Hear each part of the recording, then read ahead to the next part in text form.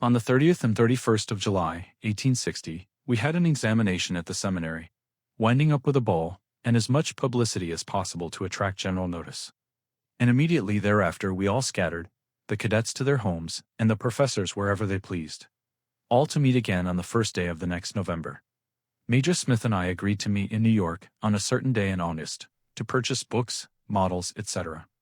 I went directly to my family in Lancaster, and after a few days proceeded to Washington, to endeavor to procure from the general government the necessary muskets and equipments for our cadets.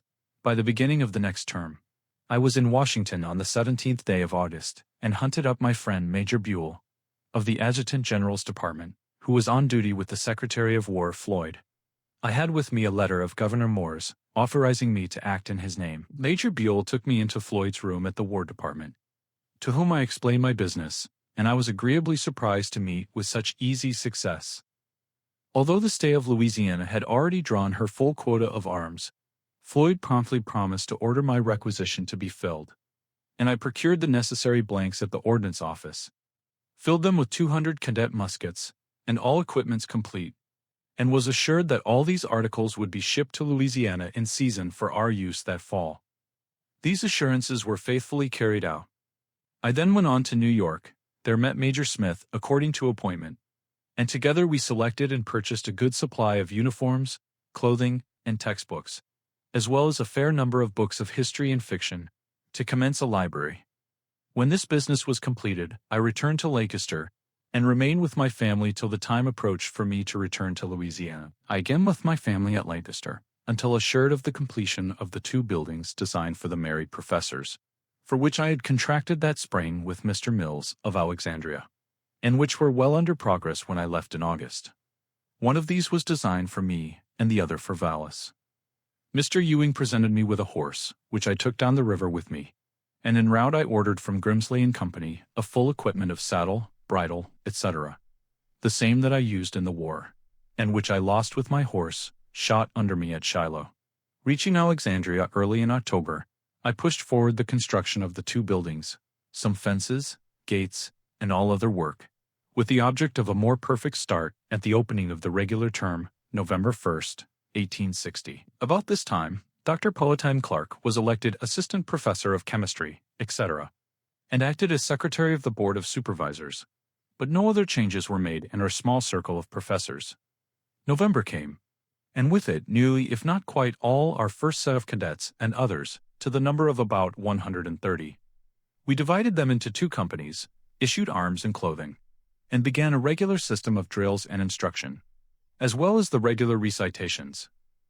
I had moved into my new house, but prudently had not sent for my family, nominally on the ground of waiting until the season was further advanced, but really because of the storm that was lowering heavy on the political horizon. The presidential election was to occur in November, and the nominations had already been made in stormy debates by the usual conventions. Lincoln and Hamlin, to the South utterly unknown, were the nominees of the Republican Party, and for the first time both these candidates were from northern states. The Democratic Party divided, one set nominating a ticket at Charleston, and the other at Baltimore. Breckinridge and Lane were the nominees of the Southern or Democratic Party, and Bell and Everett, a kind of compromise, mostly in favor in Louisiana. Political excitement was at its very height, and it was constantly asserted that Mr. Lincoln's election would imperil the Union. I purposely kept aloof from politics, would take no part, and remember that on the day of the election in November, I was notified that it would be advisable for me to vote for Bell and Everett, but I openly said I would not, and I did not. The election of Mr. Lincoln fell upon us all like a clap of thunder. People saw and felt that the South had threatened so long that if she quietly submitted, the question of slavery in the territories was at an end forever. I mingled freely with the members of the Board of Supervisors, and with the people of Rapids Parish generally, keeping aloof from all cliques and parties. And I certainly hoped that the threatened storm would blow over, as had so often occurred before, after similar threats. And our seminary, the order of exercises went along with the regularity of the seasons. Once a week, I had the older cadets to practice reading, reciting, and elocution, and noticed that their selections were from Calhoun, Yancey, and other Southern speakers, all treating of the defense of their slaves and their home institutions as the very highest duty of the patriot.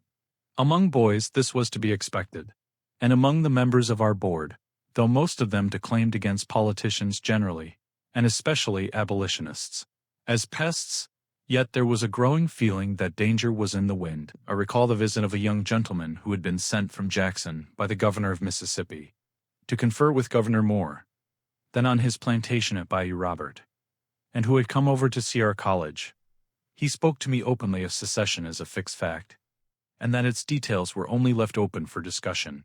I also recall the visit of some man who was said to be a high officer in the Order of Knights of the Golden Circle, of the existence of which order I was even ignorant, until explained to me by Major Smith and Dr. Clark. But in November 1860, no man ever approached me offensively to ascertain my views or my proposed course of action in case of secession, and no man in or out of authority ever tried to induce me to take part in steps designed to lead toward disunion. I think my general opinions were well known and understood, viz., that secession was treason, was war, and that in no event would the North and West permit the Mississippi River to pass out of their control. But some men at the South actually supposed at the time that the Northwestern states, in case of a disruption of the general government, would be drawn in self-interest to an alliance with the South. What I now write, I do not offer as anything like a history of the important events of that time, but rather as my memory of them, the effect they had on me personally, and to what extent they influenced my personal conduct. South Carolina seceded December 20th, 1860, and Mississippi soon after.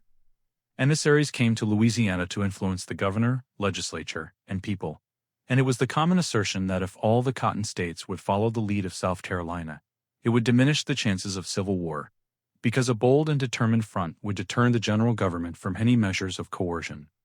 About this time also, in December, we received Mr. Buchanan's annual message to Congress, in which he publicly announced that the general government had no constitutional power to coerce a state. I confess this staggered me, and I feared that the prophecies and assertions of Allison and other European commentators on our form of government were right, and that our Constitution was a mere rope of sand that would break with the first pressure. The legislature of Louisiana met on the 10th of December and passed an act calling a convention of delegates from the people to meet at Baton Rouge on the 8th of January, to take into consideration the state of the Union.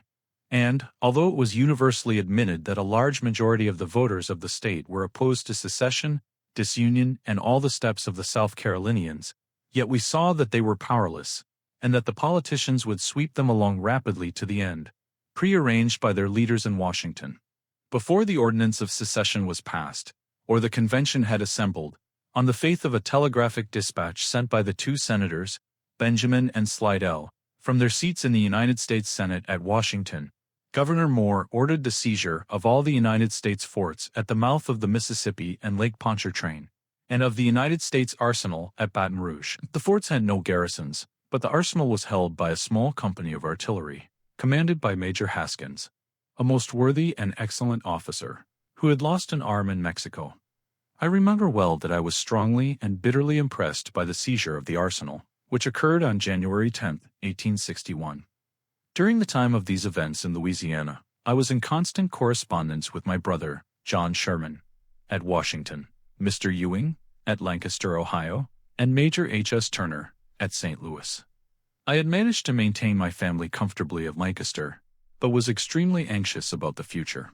It looked like the end of my career, for I did not suppose that civil war could give me an employment that would provide for the family. I thought, and may have said, that the national crisis had been brought about by the politicians, and as it was upon us, they might fight it out. Therefore, when I turned north from New Orleans, I felt more disposed to look to St. Louis for a home, and to Major Turner to find me employment than to the public service. I left New Orleans about the 1st of March, 1861, by rail to Jackson and Clinton, Mississippi, Jackson, Tennessee, and Columbus, Kentucky, where we took a boat to Cairo, and thence by rail to Cincinnati and Lancaster. All the way I heard in the cars and boats warm discussions about polities, to the effect that, if Mr. Lincoln should attempt coercion of the seceded states, the other slave or border states would make common cause, when, it was believed, it would be madness to attempt to reduce them to subjection.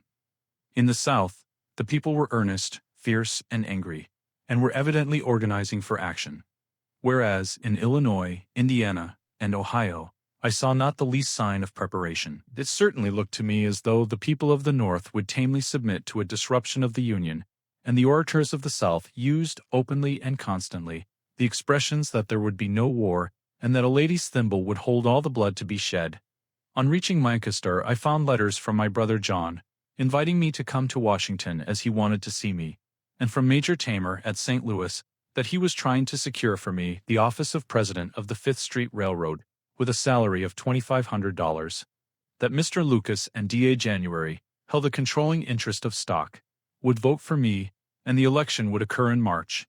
This suited me exactly, and I answered Turner that I would accept, with thanks.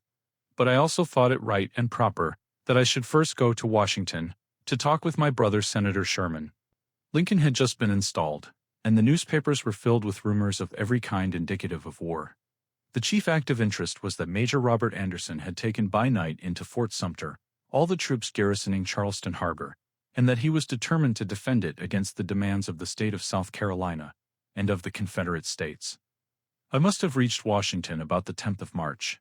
I found my brother there, just appointed senator, in place of Mr. Chase, who was in the cabinet, and I have no doubt my opinions, thoughts, and feelings, wrought up by the events in Louisiana, seemed to him gloomy and extravagant. About Washington, I saw but few signs of preparation, though the Southern senators and representatives were daily sounding their threats on the floors of Congress, and were publicly withdrawing to join the Confederate Congress at Montgomery. Even in the War Department and about the public offices there was open, unconcealed talk amounting to high treason. One day, John Sherman took me with him to see Mr. Lincoln. He walked into the room where the secretary to the president now sits.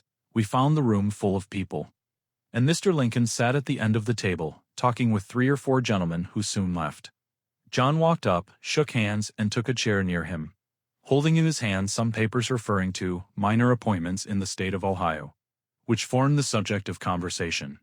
Mr. Lincoln took the papers, said he would refer them to the proper heads of departments, and would be glad to make the appointments asked for, if not already promised. John then turned to me and said, "Mr. President, this is my brother, Colonel Sherman, who is just up from Louisiana. He may give you some information you want." "Ah," said Mr. Lincoln. "How are they getting along down there?" I said. "They think they are getting along swimmingly. They are preparing for war." "Oh well," said he. "I guess we'll manage to keep house." I was silenced, said no more to him, and we soon left. I was sadly disappointed, and remember that I broke out on John, Dean, the politicians generally, saying, "You have got things in a hell of a fig, and you may get them out as you best can," adding that the country was sleeping on a volcano that might burst forth at any minute, but that I was going to St. Louis to take care of my family, and would have no more to do with it. John begged me to be more patient, but I said I would not, that I had no time to wait, that I was off for St. Louis, and off I went. At Lancaster, I found letters from Major Turner, inviting me to St. Louis, as the place in the Fifth Street Railroad was a sure thing, and that Mr. Lucas would rent me a good house on Locust Street, suitable for my family, for $600 a year. Mrs. Sherman and I gathered our family and effects together, started for St. Louis March 27th, where we rented of Mr. Lucas the house on Locust Street between 10th and 11th, and occupied it on the 1st of April. Charles Ewing and John Hunter had formed a law partnership in St. Louis, and agreed to board with us, taking rooms on the 3rd floor.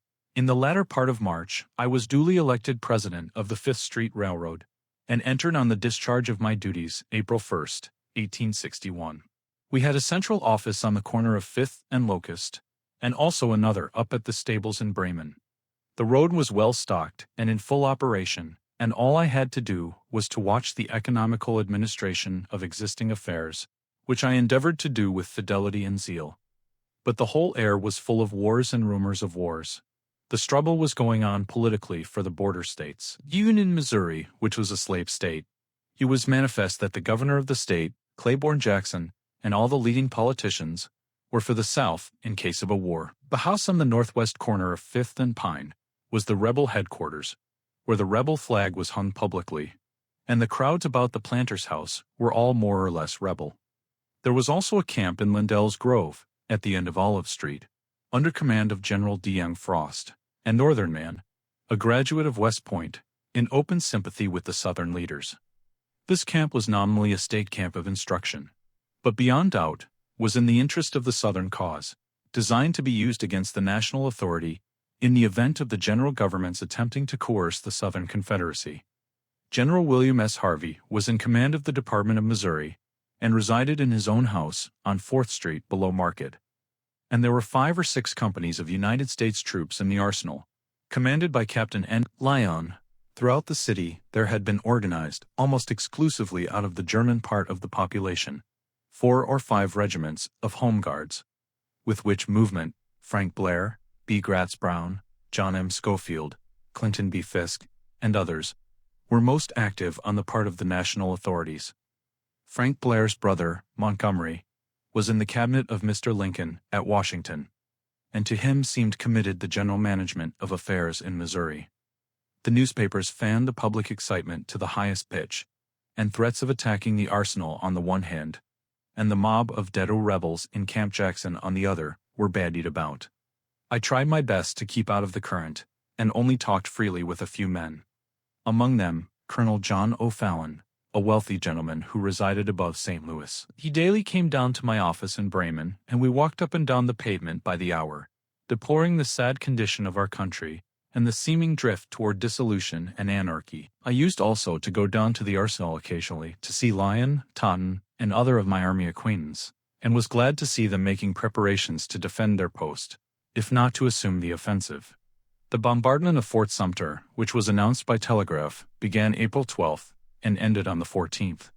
We then knew that the war was actually begun, and though the South was openly, manifestly the aggressor, yet her friends and apologists insisted that she was simply acting on a justifiable defensive, and that in the forcible seizure of the public forts within her limits, the people were acting with reasonable prudence and foresight. Yet neither party seemed willing to invade or cross the border. Davis, who ordered the bombardment of Sumter, knew the temper of his people well, and foresaw that it would precipitate the action of the border states. For almost immediately, Virginia, North Carolina, Arkansas, and Tennessee followed the lead of the Cotton States, and conventions were deliberating in Kentucky and Missouri. On the night of Saturday, April 6th, I received the following dispatch: Washington, April 6, 1861. Major W. T. Sherman, will you accept the chief clerkship of the War Department? We will make you Assistant Secretary of War when Congress meets. M. Blair, Postmaster General. To which I replied by telegraph Monday morning, I cannot accept, and by mail as follows. Monday, April 8, 1861. Office of the St. Louis Railroad Company. Honorable M. Blair, Washington, D.C. I received about 9 o'clock Saturday night your telegraph dispatch, which I have this moment answered. I cannot accept. I have quite a large family, and when I resigned my place in Louisiana, on account of secession, I had no time to lose. And therefore, after my hasty visit to Washington, where I saw no chance of employment, I came to St. Louis, have accepted a place in this company, have rented a house, and incurred other obligations, so that I am not at liberty to change. I thank you for the compliment contained in your offer, and assure you that I wish the administration all success in its almost impossible task of governing this distracted and anarchical people. Yours truly, W. T. Sherman. I was afterward told that this letter gave offense, and that some of Mr. Lincoln's cabinet concluded that I too would prove false to the country. Later in that month, after the capture of Fort Sumter by the Confederate authorities, a Dr. Cornyn came to our house on Locust Street, one night after I had gone to bed, and told me he had been sent by Frank Blair, who was not well, and wanted to see me that night at his house.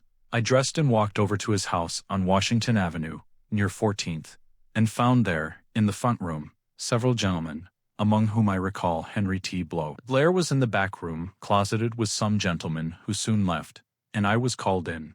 He there told me that the government was mistrustful of General Harvey, that a change in the command of the department was to be made, that he held it in his power to appoint a brigadier general, and put him in command of the department, and he offered me the place.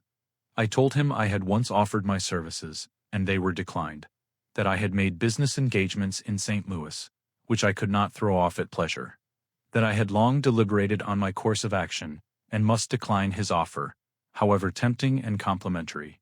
He reasoned with me, but I persisted. He told me in that event he should appoint Lyon, and he did so. Finding that even my best friends were uneasy as to my political status, on the 8th of May, I addressed the following official letter to the Secretary of War. Office of the St. Louis Railroad Company, May 8, 1881. Honorable S. Cameron, Secretary of War, Washington, D.C. Dear Sir, I hold myself now, as always, prepared to serve my country, in the capacity for which I was trained. I did not and will not volunteer for 3 months, because I cannot throw my family on the cold charity of the world. But for the 3 years' call, made by the President, an officer can prepare his command, and do good service. I will not volunteer as a soldier, because rightfully or wrongfully, I feel unwilling to take a mere private's place, and, having for many years lived in California and Louisiana, the men are not well enough acquainted with me to elect me to my appropriate place. Should my services be needed, the records of the War Department will enable you to designate the station in which I can render most service. Yours truly, W. T. Sherman. To this I do not think I received a direct answer, but on the 10th of the same month, I was appointed colonel of the 13th Regular Infantry. I remember going to the arsenal on the 9th of May, taking my children with me in the streetcars. Within the arsenal wall were drawn up in parallel lines 4 regiments of the Home Guards, and I saw men distributing cartridges to the boxes. I also saw General Lyon running about with his hair in the wind, his pockets full of papers, wild and irregular. But I knew him to be a man of vehement purpose and of determined action. I saw, of course, that it meant business, but whether for defense or offense, I did not know. The next morning I went up to the railroad office in Bremen, as usual, and heard at every corner of the streets that the Dutch were moving on Camp Jackson. People were barricading their houses, and men were running in that direction. I hurried through my business as quickly as I could, and got back to my house on Locust Street by 12 o'clock. Charles Ewing and Hunter were there, and insisted on going out to the camp to see the fun. I tried to dissuade them, saying that in case of conflict the bystanders were more likely to be killed than the men engaged, but they would go. I felt as much interest as anybody else, but stayed at home, took my little son Willie, who was about 7 years old, and walked up and down the pavement in front of our house, listening for the sound of musketry or cannon in the direction of Camp Jackson. While so engaged, Miss Eliza Dean, who lived opposite us, called me across the street, told me that her brother-in-law, Dr. Scott, was a surgeon in Frost's camp, and she was dreadfully afraid he would be killed. I reasoned with her that General Lyon was a regular officer, that if he had gone out, as reported to Camp Jackson, he would take with him such a force as would make resistance impossible. But she would not be comforted, saying that the camp was made up of the young men from the first and best families of St. Louis, and that they were proud and would fight. I explained that young men of the best families did not like to be killed better than ordinary people. Edging gradually up the street, I was in Olive Street, just about 12th, when I saw a man running from the direction of Camp Jackson at full speed, calling as he went, "They surrendered, they surrendered." So I turned back and rang the bell at Mrs. Dean's. Eliza came to the door, and I explained what I had heard, but she angrily slammed the door in my face. Evidently she was disappointed to find she was mistaken in her estimate of the rash courage of the best families. I again turned in the direction of Camp Jackson, my boy Willie with me still. At the head of Olive Street, abreast of Lindell's Grove, I found Frank Blair's regiment in the street, with ranks opened, and the Camp Jackson prisoners inside. A crowd of people was gathered around, calling to the prisoners by name, some hurrahing for Jeff Davis, and others encouraging the troops. Men, women, and children were in the crowd. I passed along till I found myself inside the grove, where I met Charles Ewing and John Hunter, and we stood looking at the troops on the road, heading toward the city. A band of music was playing at the head, and the column made 1 or 2 ineffectual starts, but for some reason was halted. The battalion of regulars was abreast of me, of which Major Rufus Saxton was in command, and I gave him an evening paper, which I had bought of the newsboy on my way out. He was reading from it some piece of news, sitting on his horse, when the column again began to move forward, and he resumed his place at the head of his command. At that part of the road, or street, was an embankment about 8 feet high, and a drunken fellow tried to pass over it to the people opposite.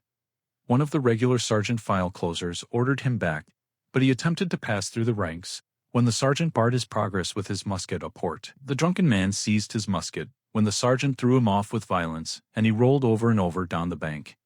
By the time this man had picked himself up and got his hat, which had fallen off, and had again mounted the embankment, the regulars had passed, and the head of Osterhaus's regiment of Home Guards had come up. The man had in his hand a small pistol, which he fired off, and I heard that the ball had struck the leg of one of Osterhaus's staff. The regiment stopped. There was a moment of confusion when the soldiers of that regiment began to fire over our heads in the grove. I heard the balls cutting the leaves above our heads, and saw several men and women running in all directions, some of whom were wounded.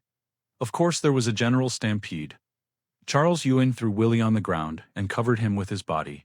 Hunter ran behind the hill, and I also threw myself on the ground. The fire ran back from the head of the regiment toward its rear, and as I saw the men reloading their pieces, I jerked Willie up, ran back with him into a gully which covered us.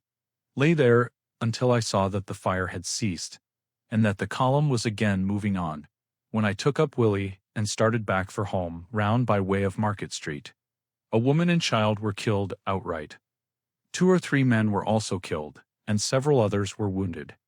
The great mass of the people on that occasion were simply curious spectators, though men were sprinkled through the crowd calling out, "Hurrah for Jeff Davis!"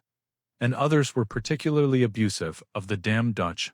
Lyon posted a guard in charge of the vacant camp, and marched his prisoners down to the arsenal.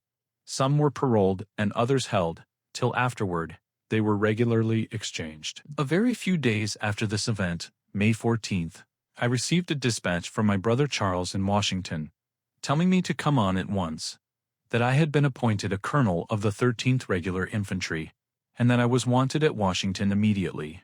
Of course, I could no longer defer action. I saw Mr. Lucas, Major Turner, and other friends and parties connected with the road, who agreed that I should go on. I left my family because I was under the impression that I would be allowed to enlist my own regiment, which would take some time, and I expected to raise the regiment and organize it at Jefferson Barracks. I repaired to Washington, and there found that the government was trying to rise to a level with the occasion. Mr. Lincoln had, without the sanction of law, authorized the raising of 10 new regiments of regulars, each infantry regiment to be composed of 3 battalions of 8 companies each, and had called for 75,000 state volunteers. Even this call seemed to me utterly inadequate. Still, it was none of my business. I took the oath of office and was furnished with a list of officers appointed to my regiment, which was still incomplete. I reported in person to General Scott at his office on 17th Street, opposite the War Department, and applied for authority to return west and raise my regiment at Jefferson Barracks. But the general said my Lieutenant Colonel Burbank was fully qualified to superintend the enlistment, and that he wanted me there, and he at once dictated an order for me to report to him in person for inspection duty. Satisfied that I would not be permitted to return to St. Louis, I instructed Mrs. Sherman to pack up, return to Lancaster, and trust to the fate of war. I also resigned my place as president of the 5th Street Railroad, to take effect at the end of May, so that in fact I received pay from that road for only 2 months' service, and then began my new Army career.